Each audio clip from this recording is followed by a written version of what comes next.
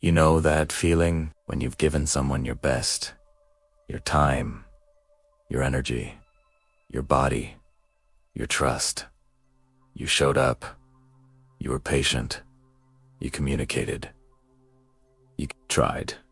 And then one day, you realize something that breaks your heart. They were never equipped to meet you where you are. Not because they're bad. Not because you asked for too much. But because they simply weren't ready. And now you're sitting there, wondering, how did I miss this? How did I invest so much in someone who couldn't give me what I actually needed? If you've felt this, you're not alone. And you're not broken for wanting more. Today, we're gonna talk about 7 intimate needs that every woman has. Needs that are normal, healthy, human. But here's the uncomfortable truth. Most men can't satisfy them. Not because men are incapable, but because most people, men and women, don't even know. These needs exist until it's too late. We're going to change that today. Why we miss the signs. Before we dive into the 7 needs, we need to understand why we keep choosing people who can't meet us where we are. Because if you don't understand the blindness, you'll keep repeating the pattern. There are 3 main reasons. First, attraction bias. When we're attracted to someone, our brain literally changes how we process information. Studies show that when we find someone attractive, we give them more credit. We interpret their actions more generously. We fill in gaps with our own fantasies. That guy who takes 3 days to text BACK. Oh, he's just busy. He's focused on his career. That man who never asks about your day. He's just not good with words. He shows love differently. We become defense attorneys for people who haven't even been accused yet. The psychologist Daniel Kahneman calls this the halo effect. One positive trait casts a glow over everything else. He's handsome. Then surely he's also emotionally intelligent. He's successful. Then surely he's also capable of depth. He's charming. Then surely he's also trustworthy. But charm and character are not the same thing.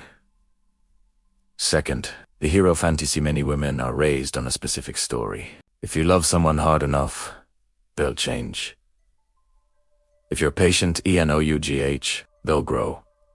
If you're good enough, they'll finally become the person you need. This is the hero fantasy you're going to be, the one who unlocks his potential. But here's what nobody tells you. People don't change because you love them. They change because they've decided to change. Because they've hit their own bottom. Because they want something badly enough to do the hard work. Your love can support someone's transformation. But IT cannot cause IT. Carl Jung, the Swiss psychiatrist, talked about the difference between the persona, the mask we showed the world, and the shadow. Who we actually are when nitrogen monoxide one's watching. When you fall for someone, you fall for their persona. The kind words, the grand gestures, the promises. But the shadow, that's who they are at 2 a.m. when they're stressed. That's who they are when you disagree. That's who they are when life gets hard. You can't love someone's shadow into light. They have to do that themselves. Third, willful blindness. This one's the hardest to admit. Sometimes we see the red flags. We feel the gut instinct. We notice the inconsistencies, but we ignore them. We rationalize them. We convince ourselves we're being too picky or too negative. WHY? Because we've already invested. We've already imagined a future. We've already told our friends. We've already posted the pictures. And admitting we chose wrong feels like failure. The economist Niccolo Machiavelli wrote about this in The Prince.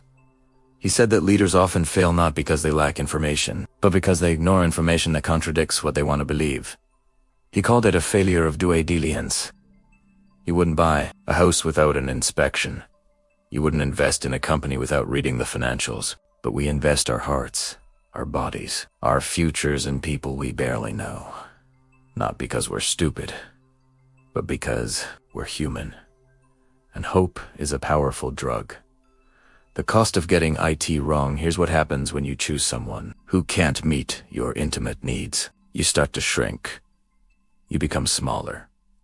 You stop asking for what you need because you've learned that asking leads to disappointment. You start to doubt yourself.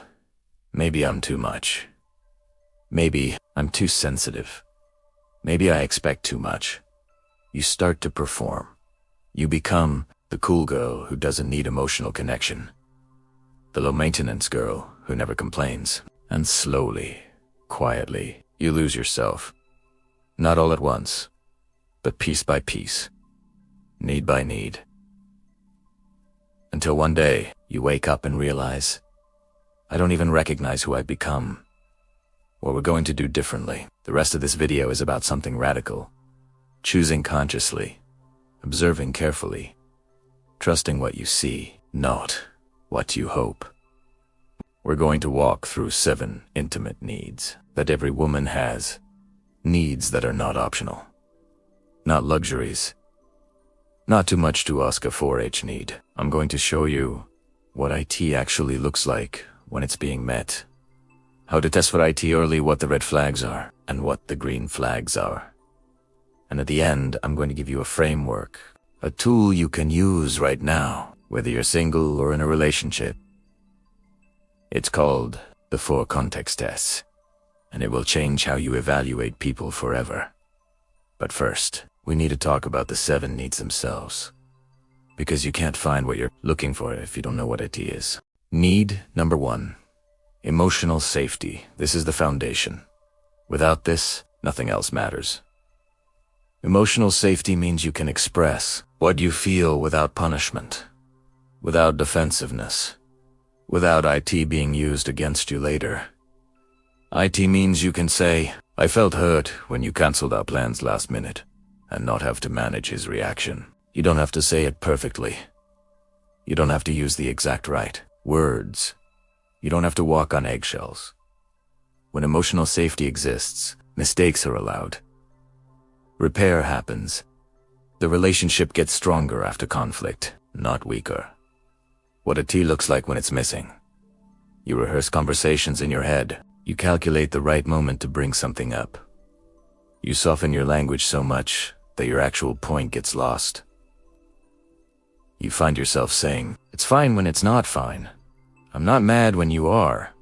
It's not a big deal. When IT is, you're living in a hostage negotiation, and the hostage is your own heart.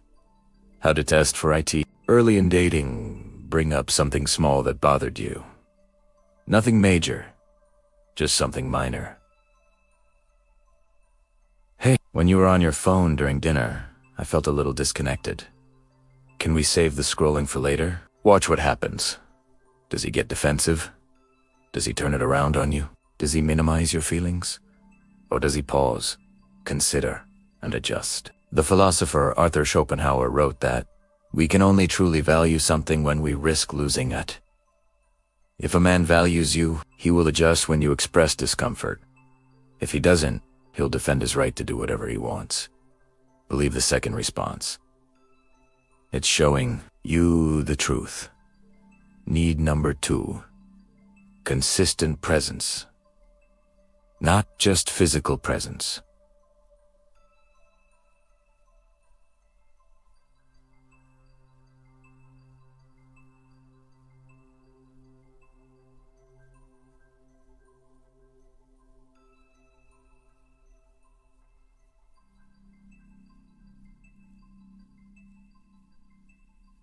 Emotional presence. This means he's not distracted when you're together. He's not half listening while scrolling. He's not there, in body but gone in mind.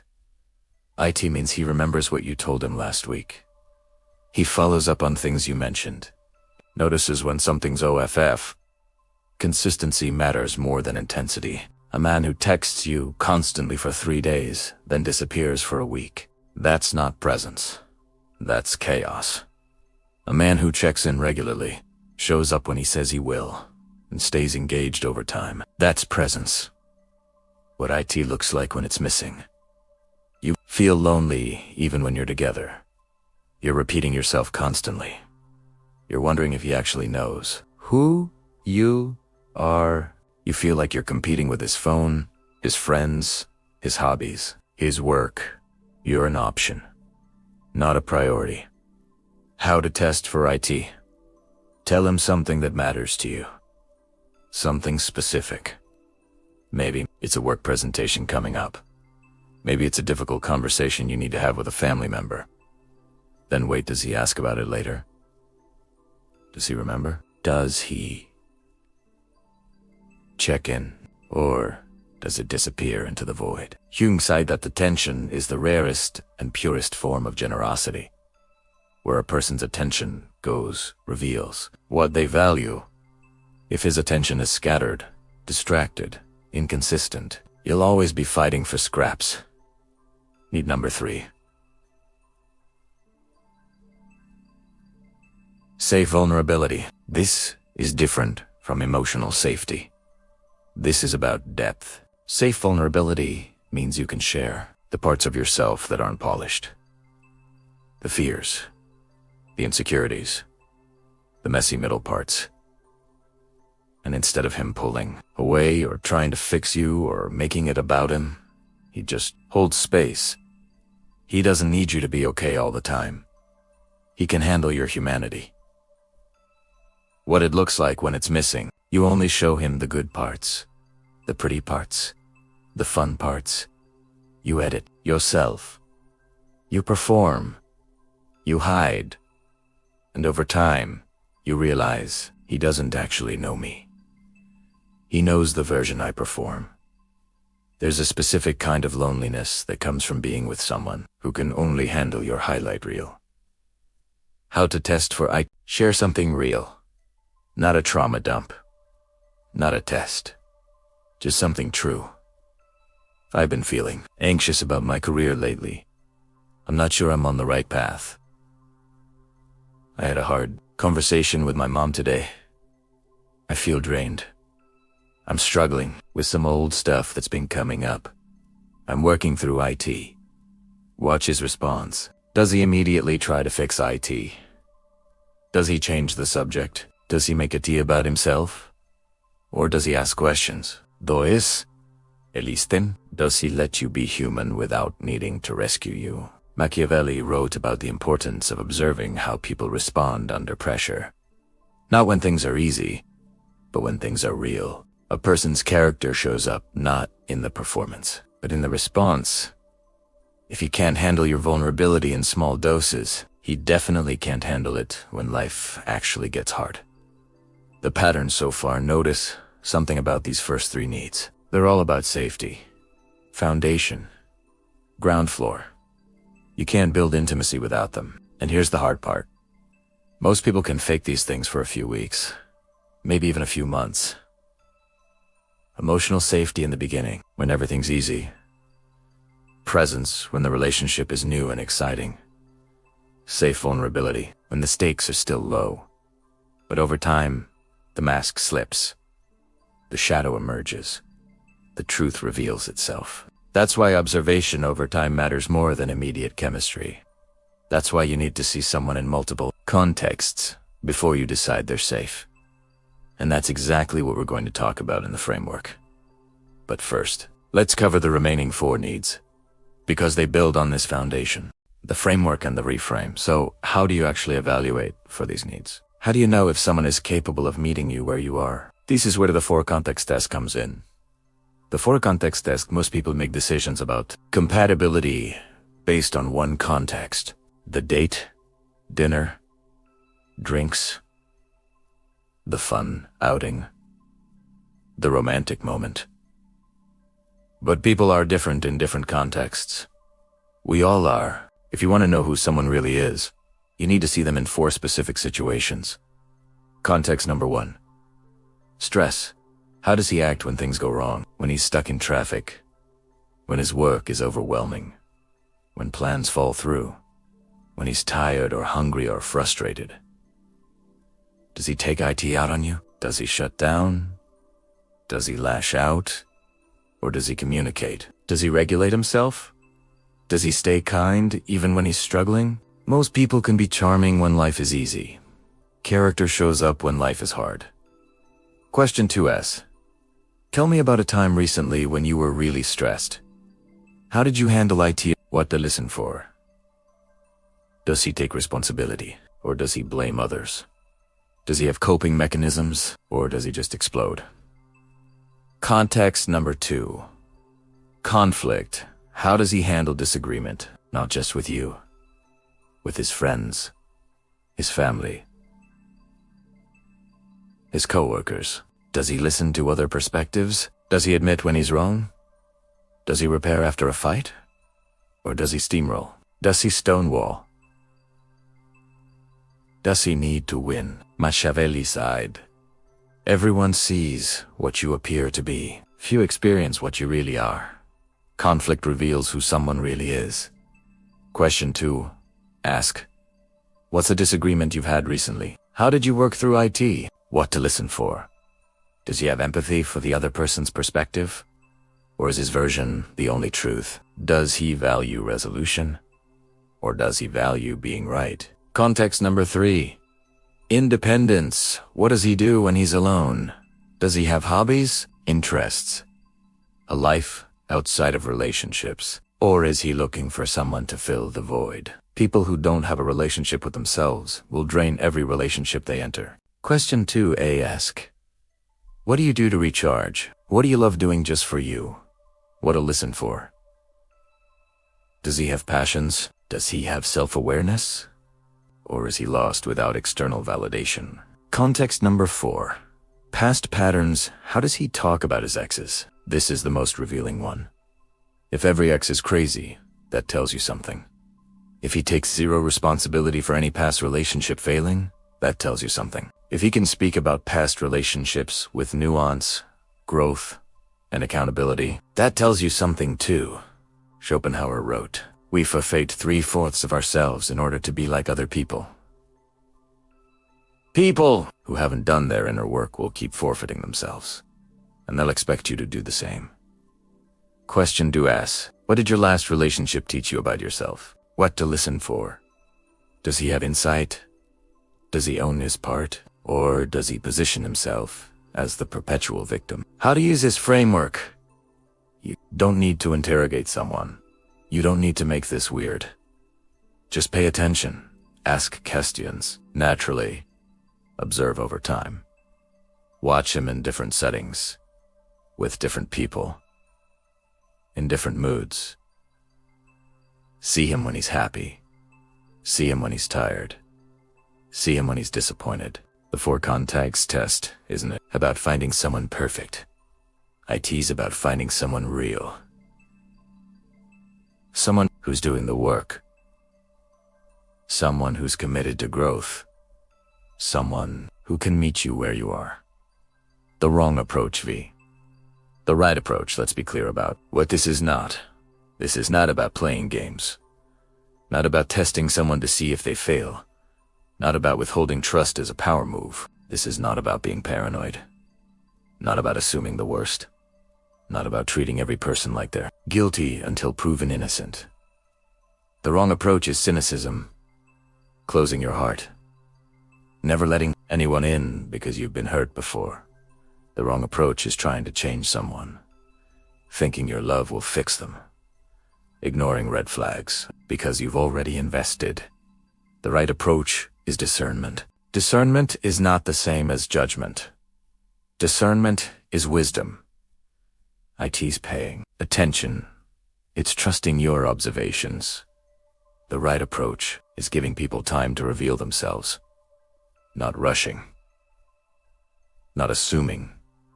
Not projecting your fantasies onto someone you barely know. The right approach is believing people when they show you who they are. The first time, not the 10th time. The reframe. This is what I want you to understand. Choosing carefully is not the enemy of love. It's the only way to find love that actually lasts. Because real love isn't built on chemistry alone. IT's not built on attraction. IT's not built on potential. Real love is built on safety, respect, reciprocity, growth. It's built on 2 people who are both doing the work, both showing up, both committed to something bigger than their own comfort. And that kind of love, it's rare. Because emotional maturity is rare. But it exists. You are not asking for too much. You are not too picky. You are not damaged for wanting someone who can actually meet your needs. The 7 needs we talked about today are not luxuries. They are essentials. And you deserve every single one. The path forward. So what do you do now? If you're single, take your time. Observe. Trust the 4 context test. Don't rush into commitment just because someone's attractive or charming or exciting. If you're in a relationship, evaluate honestly. Are these needs being met? Not perfectly, but genuinely. If they are, nurture that. Protect IT. Keep growing together. If they're not, you have a choice to make. And that choice is hard. But it's yours. You can stay and hope things change. You can leave and start fresh. You can have an honest conversation and see if growth is possible. No perfect answer. Only the answer that honors you. Final thought. Jung said, the meeting of 2 personalities is like the contact of 2 chemical substances. If there is any reaction, both are transformed. The right relationship transforms you. IT doesn't shrink you. IT doesn't drain you. It doesn't make you less, it makes you more. More yourself. More alive. More whole. That's what you're looking for. Not someone who completes you, but someone who meets you as an equal. Someone who grows with you. Someone who chooses you every day with full awareness of who you are. That person exists, but you'll never find them if you keep settling for people who aren't ready. Choose carefully. Observe deeply. Trust yourself. And remember, you are worth the wait. Need. Number 4. Reciprocal effort. The one sounds obvious, but it's shockingly rare. Reciprocal effort means the relationship doesn't survive only because of your labor. Your planning, your emotional management, your constant accommodation. IT means he initiates, he plans. He considers your needs without you having to ask. IT's balanced. Not perfectly. 50/50ths every single day. But over time, the effort flows both ways. What a T looks like when it's missing. You are either one always suggesting date ideas. You're the one remembering important dates. You're the one checking in, following up, keeping the connection alive. If you stopped trying, the relationship would simply stop. You're building a bridge to someone who isn't building back. And slowly, you start to resent him. Not because you can't carry the weight, but because you shouldn't have to. How to test for IT. Stop initiating just for a little while. Don't text first. Don't suggest the next date. Don't make the plan. What happens? Does he step up? Does he notice the gap and fill IT? Or does everything just go quiet? The philosopher Schopenhauer wrote about the principle of reciprocity. We can only receive in proportion to what we give, but we can only give in proportion to what we are. If someone isn't giving, it's not because they're busy, it's because they don't have IT to give. And you cannot extract from someone what they don't possess. Need number 5. Growth mindset. You need someone who's committed to becoming better. Not perfect. Better. Someone who can say I was wrong. Someone who can apologize and actually change the behavior. Someone who sees feedback not as an attack, but as information. This doesn't mean he's already perfect. IT means he's willing to learn what IT looks like when it's missing.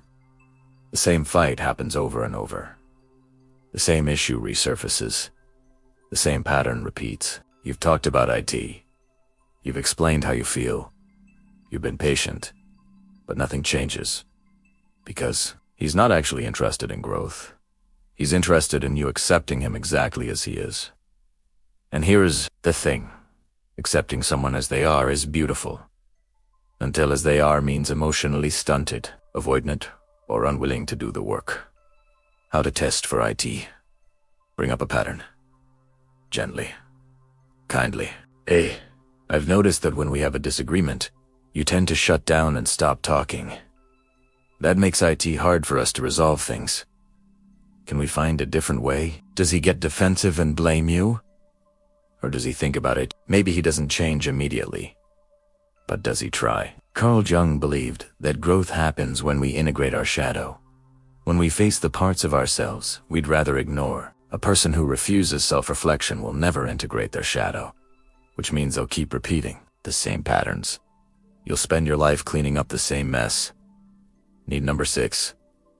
Respect for your autonomy. You are not an extension of him.